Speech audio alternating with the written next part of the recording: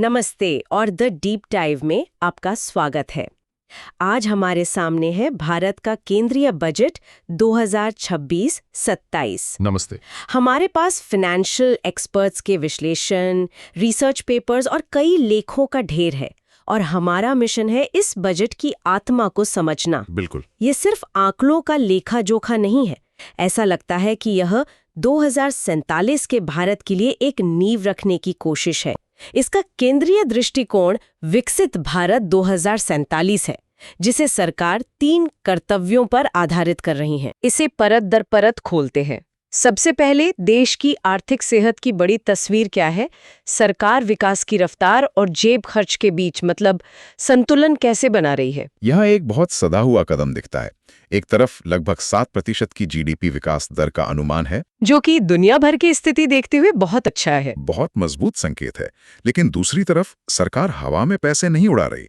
वित्तीय घाटे यानी फिस्कल डेफिसिट को जीडीपी के 4.3% पर रखने का लक्ष्य है। 1 मिनट, 7% विकास दर सुनने में तो बहुत अच्छा लगता है, लेकिन 4.3% का घाटा भी तो है।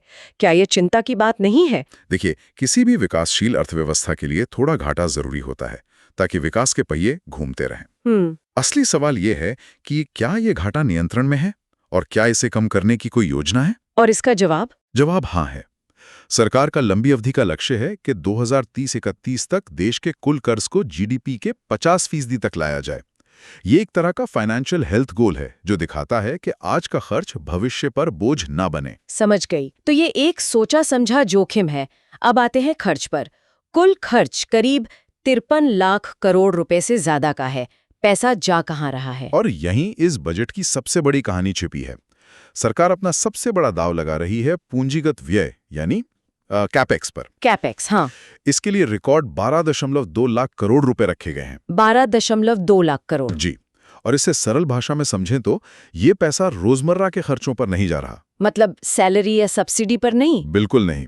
ये पैसा ऐसी चीजें बनाने में लग रहा है जो सालों साल देश के काम आएंगी, जैसे सड़कें, बंदरगाह, रेलवे लाइनें, पावर प्लांट्स। और इसका असर क्या होता है अर्थव्यवस्था पर? इसका उच्च गुणक प्रभाव या मल्टीप्लायर इफेक्ट होता है। अच्छा। इसे ऐसे समझिए कि जब सरकार सड़क बनाने पर 1 रुपया खर्च करती है, तो वो रुपया सिर्फ सीमेंट और स्टील खरीदने में नहीं जाता।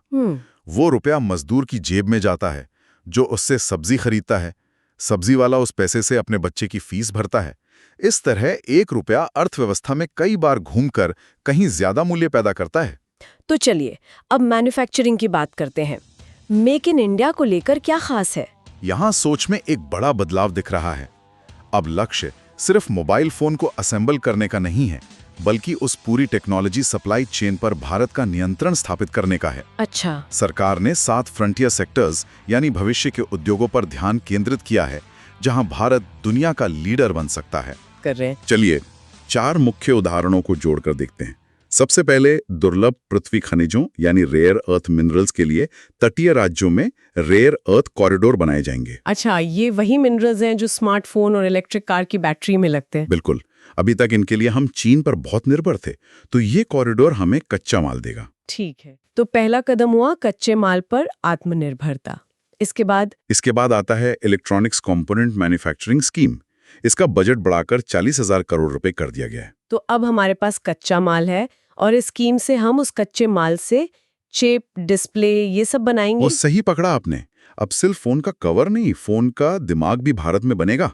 तो कच्चा माल मिला, उससे पुर्जे बने, अब इन सबको जोड़कर कुछ बनाना भी तो होगा। बिल्कुल। यहीं पर तीसरा कदम आता है बायोफार्मा शक्ति योजना, जिसके लिए 10,000 करोड़ रुपए रखे गए हैं। बायोफार्मा? हाँ, इसका लक्ष्य भारत को बायोलॉजिक्स और बायोसिमिलर जैसी जटिल और महंगी दवाओं का वैश्विक केंद्र बनाना है। ये टेक्नोलॉजी का शिखर है, कह सकते हैं। और चौथा, जब ये सब बन जाएगा तो उसे दुनिया तक पहुंचाने के लिए हमें कंटेनरों की जरूरत होगी। सही बात है। इसलिए चीन पर निर्भरता कम करने के लिए घरेलू कंटेनर निर्माण के लिए भी 10,000 करोड़ रुपए की योजना है। ये सिर्फ मेक इन इंडिया नहीं है, ये डिजाइन, डेवलप और डोमिनेट इन इंडिया की रणनीति है। ये सब तो बड़े उद्योगों की बात हुई, लेकिन किसी भी अर्थव्यवस्था की असली जान तो उसके छोटे और मंझले कारोबार यानी एमएसएमईज में होती है। क्या इस बड़ी तस्वीर में उनके लिए भी जगह है? ये एक बहुत जरूरी सवाल है और इस बजट में एमएसएमईज के लिए एक त्रिस्तरीय समर्थन मॉडल है। जो उनकी 3 सबसे बड़ी समस्याओं पर सीधा वार करता है: पैसा, पेमेंट और पेपर वर्क। ओके, चलिए एक-एक करके समझते हैं। पहली समस्या, पैसा। उसके लिए 10,000 करोड़ रुपए का एसएमई ग्रोथ फंड बनाया गया है। ये उन छोटे व्यवसायों को आगे बढ़ने के लिए पूंजी देगा जिनमें दम है। ठीक है।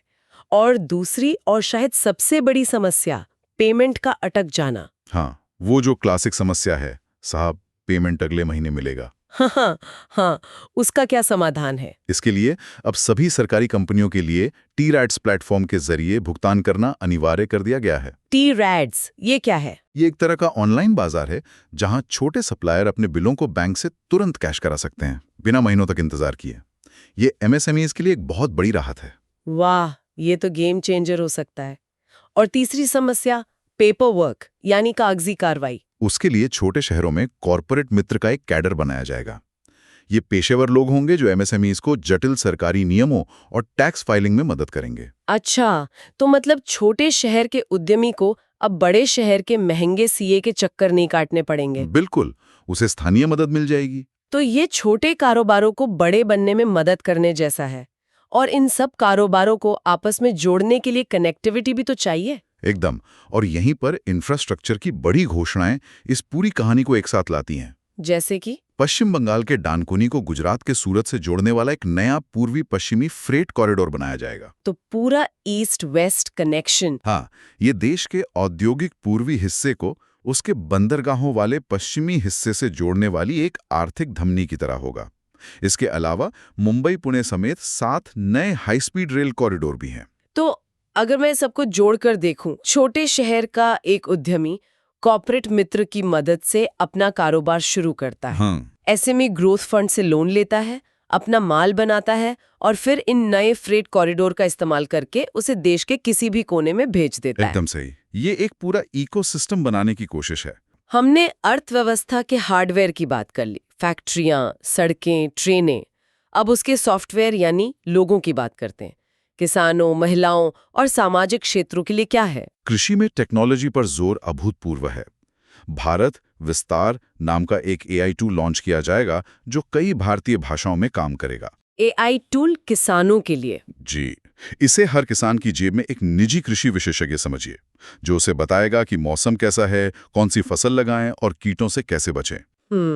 इसके साथ ही चंदन और काजू जैसी ज्यादा कीमत वाली फसलों को भी बढ़ावा दिया जाएगा, ताकि किसान सिर्फ गेहूं चावल तक सीमित ना रहें। और नारी शक्ति के लिए, जिसका जिक्र आजकल बहुत होता है, क्या कोई ठोस कदम है? यहाँ एक बहुत ही व्यावहारिक कदम है। महिलाओं के स्वयं सहायता समूहों के लिए शी मार्ट्स खोले जाएंगे। She marts? हाँ, SHE मार्ट्स। ये समुदाय के चलाए हुए रिटेल स्टोर होंगे जहां ये महिलाएं अपने बनाए हुए उत्पाद सीधे ग्राहकों को बेच सकेंगी। अच्छा, तो इससे बिचौलियों की भूमिका खत्म होगी। बिल्कुल, और मुनाफा सीधा महिलाओं की जेब में जाएगा। साथ ही स्टेम यानी विज्ञान और टेक्नोलॉजी की पढ़ाई कर रही लड़कियों के लिए हर जिले में एक हॉस्टल बनाया जाएगा। यहाँ एक और बड़ा बदलाव ग्रीन एनर्जी की तरफ दिख रहा है।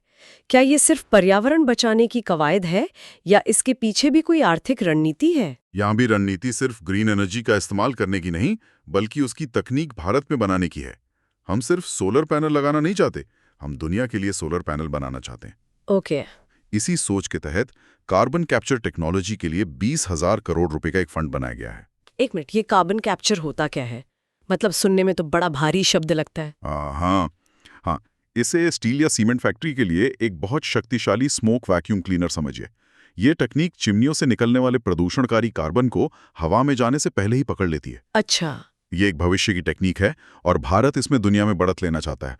इसी तरह भारत में बैटरी बनाने या न्यूक्लियर प्लांट लगाने के लिए विदेशों से मंगाई जाने वाली मशीनों पर कस्टम ड्यूटी भी कम कर दी गई है। ठीक है, अब आते हैं उस हिस्से पर जिसका मुझे लगता है सबको इंतजार रहता है। टैक्स। हाँ, टैक्स। यहाँ एक बहुत बड़ी घोषणा हुई है। लग रहा है कि दशकों पुराना एक सिस्टम बदलने जा रहा है। हाँ, ये इस बजट का शायद सबसे बड़ा ढांचागत सुधार है। 1 अप्रैल 2026 से 1961 के पुराने जटिल आयकर कानून की जगह एक नया सरल आयकर अधिनियम 2025 लाया जाएगा। ये सिर्फ कुछ नियम बदलने जैसा नहीं है, ये पूरी टैक्स की किताब को फेंककर एक नई आसान भाषा में लिखी गई किताब लाने जैसा है। ये तो बहुत बड़ी बात है। एक और बहुत ही मानवीय कदम है। मोटर दुर्घटना में मिले मुआवजे पर जो ब्याज मिलता है, उस पर अब कोई टैक्स नहीं लगेगा। ये अच्छी बात है। और जो छोटे व्यापारी ऑडिट के दायरे में नहीं आते, उनके लिए रिटर्न फाइल करने की तारीख 31 जुलाई से बढ़ाकर 31 अगस्त कर दी गई है। और कारोबारियों के लिए क्या ईज ऑफ डूइंग बिजनेस के लिए भी कुछ है? इस बार बदलाव बड़े हैं। जैसे कुछ छोटी-मोटी तकनीकी चूकों को, मान लीजिए आप समय पर कोई दस्तावेज जमा नहीं कर पाई, तो अब इसे अपराध नहीं माना जाएगा। उस पर जेल या बड़ी पेनाल्टी का डर नहीं होगा, बस एक शुल्क लगेगा। अच्छा, तो डर का माहौल कम होगा। हाँ, और तकनीक के क्षेत्र में एक बहुत दूर की सोच वाला कदम है क्लाउड टैक्स हॉलिडे। इसके तहत जो विदेशी कंपनियां भारत में बने डेटा सेंटर्स का इस्तेमाल करके दुनिया भर के ग्राहकों को क्लाउड सेवाएं देंगी, उन्हें 2047 तक टैक्स में छूट दी जाएगी।